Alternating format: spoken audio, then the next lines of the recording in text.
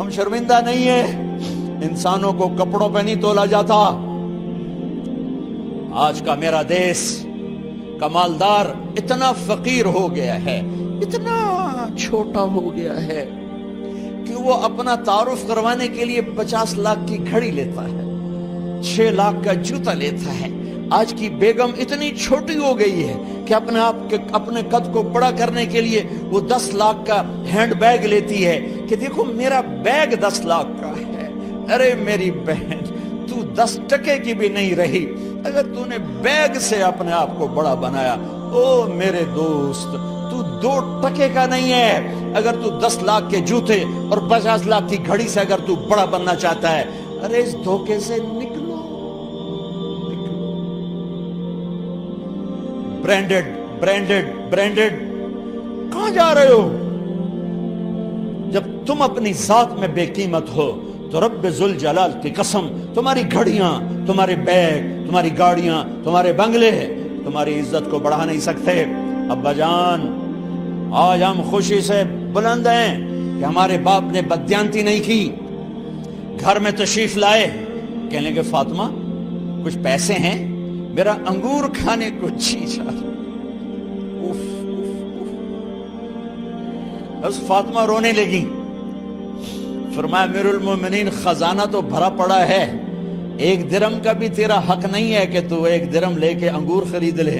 تو تڑپ اٹھے، فاطمہ میں جہنم نہیں برداشت کر سکتا۔ وہ میرے بھائیوں جو دن رات سود میں پھنس چکے ہو، جو دن رات جوے شراب میں پھنس چکے ہو، کیسے اللہ کے سامنے سرخرو ہو کر کھڑے ہو گئے؟ ایک رات گھر میں تشریف لائے، بچیاں، بیٹیاں، منہ پہ ہاتھ، کپڑا رکھا، دوپٹہ رکھا منہ پہ، اور بات کریں۔ آپ نے پوچھا ارے کیا ہوا تمہیں، یہ منہ پہ کپڑا کیوں رکھتے ہو؟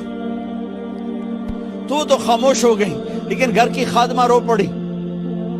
کہا امیر المومنین، آج آپ کی بیٹیوں نے کچا پیاز توڑ کے اس سے روٹی کھائی، سالن کھائی، اور میرے آج کا تاجر کہتا ہے جھوٹ نہ بولوں تو کاروبار کیسے؟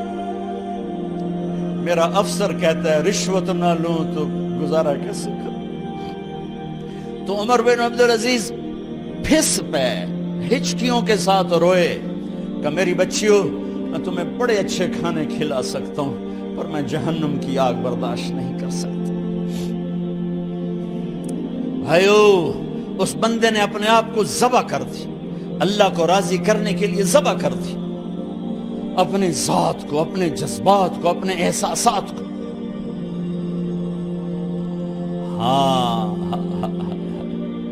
اب اللہ نے صلہ کیا دیا؟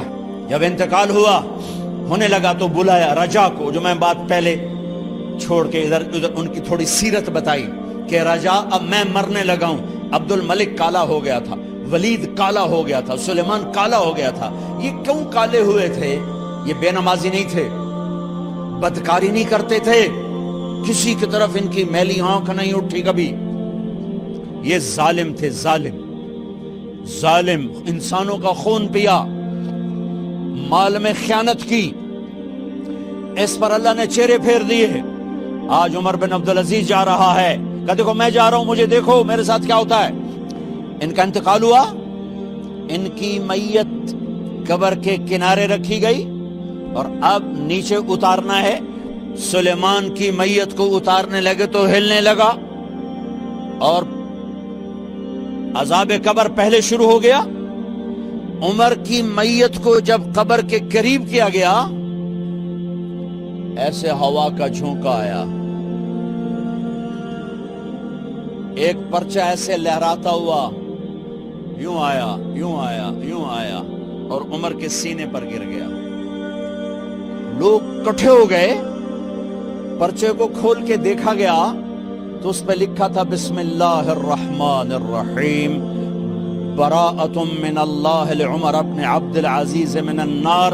یہ پروانہ ہے اللہ کی طرف سے اس کے بندے عمر کے لیے کہ اسے جہنم سے نجات کی خوشخبری سنا دی جائے۔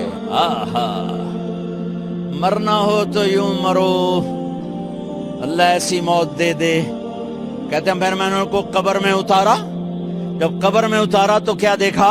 میں نے کفن کی گرہ کھولی تو چہرہ قبلے کی طرف، اور یوں لگا جیسے 14ویں رات کا چاند قبر میں اتر آیا ہو. اور آخری بات کرتا ہوں، میرے بھائیوں بہنوں، اپنے اللہ سے صلح کر